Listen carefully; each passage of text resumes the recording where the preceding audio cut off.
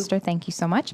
At this time, I would like to invite the Honorable Minister of Public Health, Social Development and Labor, Veronica Jansen-Webster, to address you. Minister Jansen-Webster, you have the floor. Good morning, viewers, media, Deputy Prime Minister and colleague ministers. Today, my briefing is very short. I just wanted to mention again the STEP survey that is currently ongoing until the end of April. We are looking to complete as many respondents as possible so that we have a good idea of how healthy is St. Maarten. The STEP survey consists of questions, body measurements, and blood testing.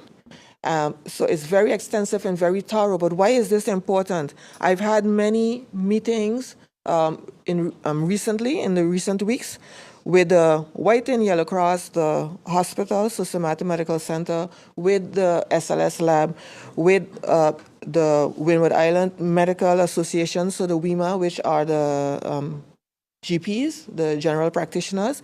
And what I am hearing is a high incidence of diabetes, hypertension, cholesterol, etc. in our community.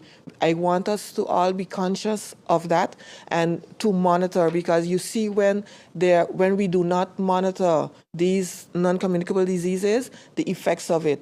There's early blindness, there is becoming dialysis patients, etc. So we have our health in our hands. So I am appealing to the community to monitor to do screening, preventative screening, and to monitor these NCDs and participate in the STEP survey. That's all I have. Thank you, Minister. I would now like to invite members of the media to pose their questions to Minister Jansen-Webster. Bibi, you have the floor. Thank you, Relika. Good morning, Minister. Good morning. Minister, can you at least, I think by now, since taking office, you have met with the hospital. Can you give us an update on the construction of the new General Hospital and if the project date, the end date, is on target? The hospital is on target now for end of 2026. What I've been telling people is, when we pass, and I have been guilty of that too, you pass and you see the construction, you don't know what you're seeing and you're wondering what's going on. What we are actually seeing is the basement of the hospital. And the hospital will be quite self-sufficient in the sense that they will have water storage under there in the basement. So that's what we are seeing now. We are seeing the water storage facility. We're also seeing the fuel facility for their generators so that they can be self-sufficient in case of any kind of storm or anything. So what we're also seeing, those big beams, those are actually resistant to earthquakes, and they will be resistant also for heavy winds, for hurricanes. So it's going to be a state-of-the-art steady building that can go through a storm, and it can be, let's say, a place in case of any calamity that our community will have as well. And it's also being built high up from the ground. That's why what we're seeing there, you would think that would be a ground floor or anything, but that's just the basement. And on top of that, you still have the floor that's coming, so you can see how high it will be above sea level. So, and they are on time. And what I liked personally about the presentation that they gave is that they are paying per action. So when the construction company completes a part, then it's being paid. So it's not like a bulk payment. They are really looking at what they are spending the money on, and they are on target. Another question I would have relating to the hospital and the time it will take and, the way they're going. I don't know if they have enough workers on site now. Maybe you can tell us about that. Mm-hmm. But also, are you at all concerned about the funds SZV is spending to send patients overseas? Just recently, yes, SZV announced, they are sounding the alarm about mm-hmm. their funds. Yes. And if we are continuing to ship people abroad and families and giving daily allowances, this is not helping. Yes, our healthcare costs, I find our healthcare costs alarming when I look at it. All of the presentations that I have show us that healthcare is, we cannot continue this way. I think it's by 2028, if we continue this way, we will not end up well. And I am focused on that. There are some things that I'm not, let's say, privy to speak about right now, because I like to speak about something when I have it, when, I've signed it. But there are measures that we are taking now, and there are actions that we are taking now to bring down the cost of healthcare.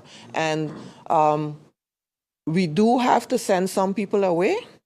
And now we have to look at how long people go away for. Because if we have quality control in the country that we send the people, sometimes you go to operate your knee. You don't have to stay there for physical therapy, because you have physical therapy on the island, so you can come back. Then we don't have to pay that daily allowance all the time, and we have the quality care here because we have very good people, very good physical therapists here. But it's not only physical therapy, but other medical services that we have here, that we no longer need to have the person stay there because they went for this one specialist. So we want to shorten the time that they're away. And so we're working on that. We're working on various ways to bring down the cost, the medical costs. Also, by having more specialists here in the hospital, and with the new hospital being built, we're going to see where we're going to have more specialists. But we're also doing that with for instance, the White and Yellow Cross. They have submitted now for an expansion, and with their expansion, you will see where you will have lower costs as well, because we know that we have long lines waiting for people to get into the White and Yellow Cross facility for the elderly, the St. Maarten home. But maybe some of those people don't need to go to the home if we can offer more home care. So I am now really focusing on the elderly and trying to put some things in place for home care to minimize the amount of people who will need to go to the St. Maarten home. Thank you, Minister. Judy Fitzpatrick. Thank you so much. Minister, on the issue of SZV, like my colleague said, they did raise the alarm that they are going to be tightening enforcement on payment of premiums, and they did give an indication that this is for the sustainability of its social and health insurance benefits. So this paints a picture as if they're having some sort of financial issue and they need to collect as much as they can.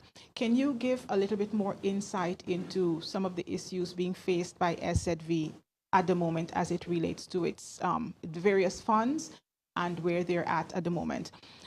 And I'd also like to ask, you just mentioned that actions are being taken to bring down the cost of healthcare. I was wondering if you can, I believe you mentioned one, if you can give us some more specifics on what some of those actions are.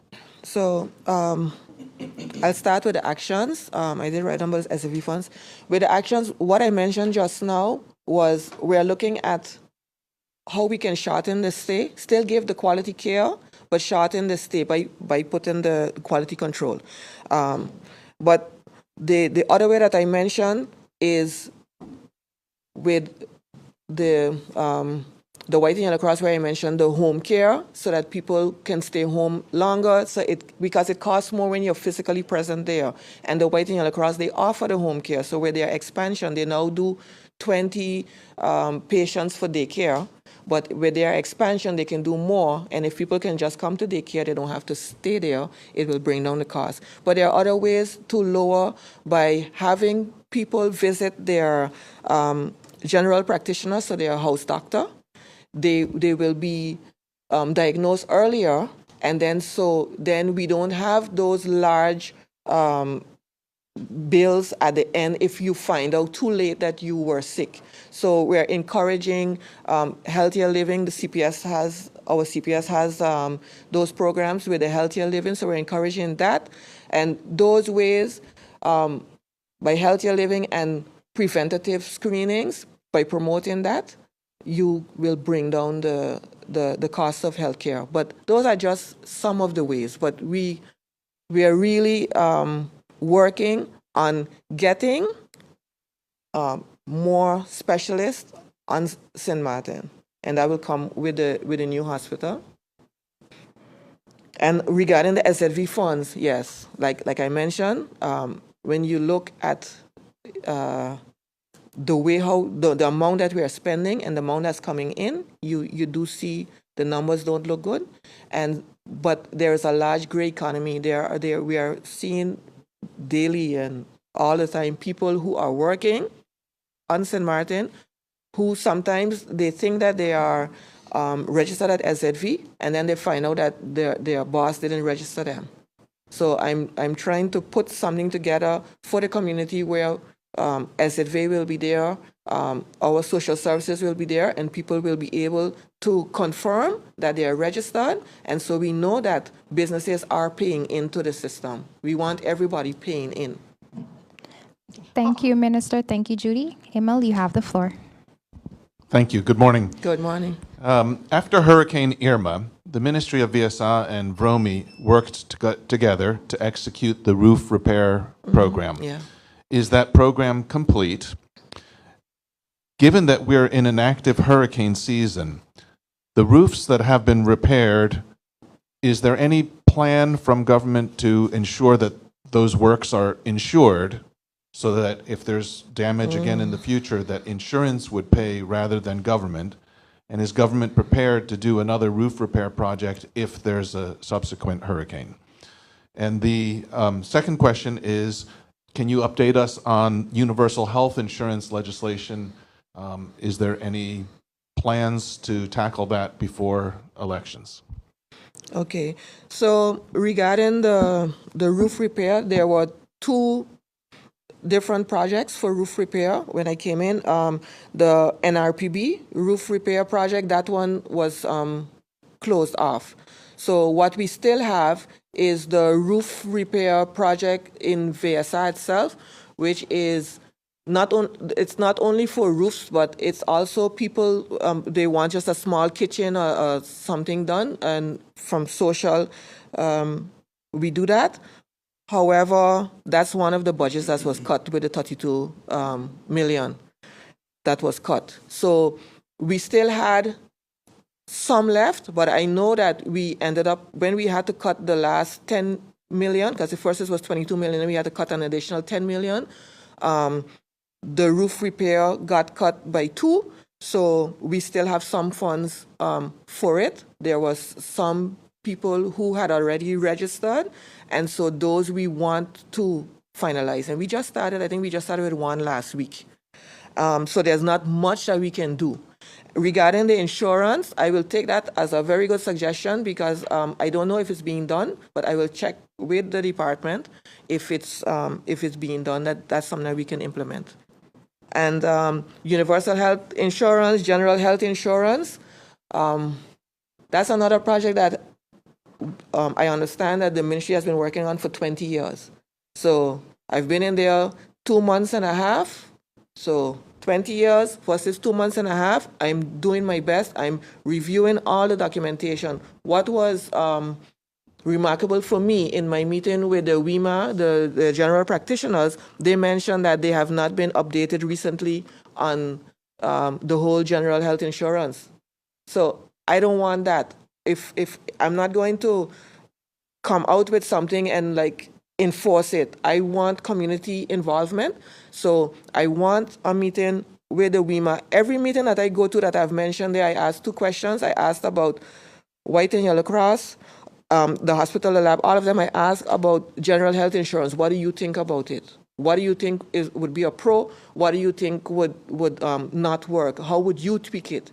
When I meet with the unions, I ask them that. So I want community involvement, and with that, I will take that and work on what was there. I believe in continuity of governments. I will work with what is there, but I want the community involved because maybe there's something that we are not seeing. For instance, the White and Yellow Cross mentioned that in Aruba, it didn't go well because the AUV money, which is the healthiest fund, was being tapped into 2 hours, put in one pot. So when I hear that, then I think, okay, so when we are working on it, I want to pull that out. How can I pull that out, etc. So I want the community to be involved.